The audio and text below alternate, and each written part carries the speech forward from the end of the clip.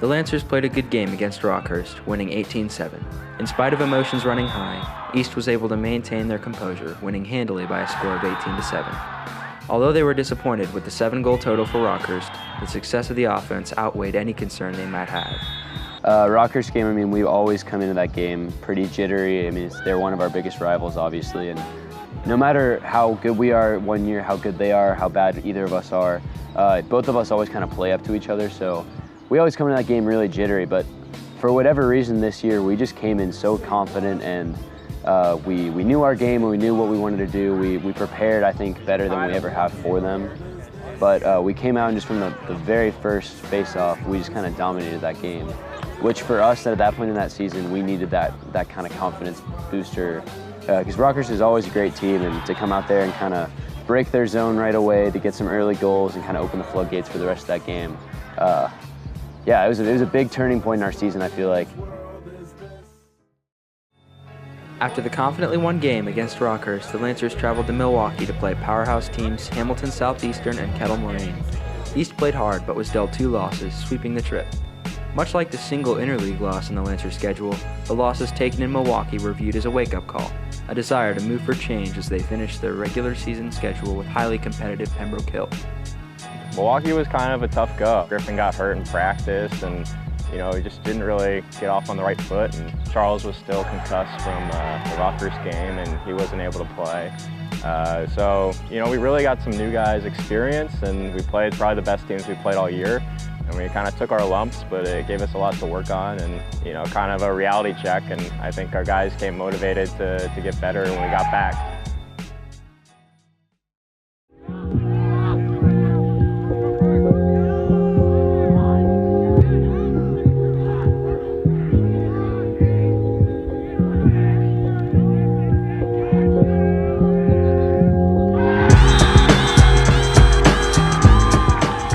Unlike most games, the Lancers were down late in the game against Pembroke.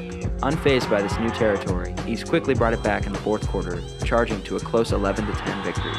Freshman Cade Eldred, who has stepped into a prominent role on the team, responded to Pembroke's attempts to neutralize star attackman Griffin Fries, scoring the final goal to give the Lancers the win. Pembroke, I feel like, and Rockhurst too, but Pembroke, I feel like we have a lot of somewhat cross friends and rivalries, so everyone takes it really seriously and everyone wants to play the best they possibly can.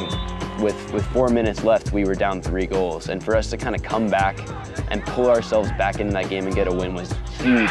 Cade Eldred, this entire year, you've watched every game. He gets a little more confident, a little more comfortable on our offense. In that Pembroke game, he brought us back. As we were struggling, as some of our upperclassmen guys, myself included, were not playing our best lacrosse, Cade was kind of that spark that brought us back into that game with a couple quick dodges, and he actually had the game-winning goal. So. Following the Pembroke win, the Lancers crushed Mill Valley and Lee Summit High Schools, winning 18-4 and 22-3 respectively. With back-to-back wins for the first time since April 23rd, East seems to be back in playoff-ready form going into LAKC Championship bracket play.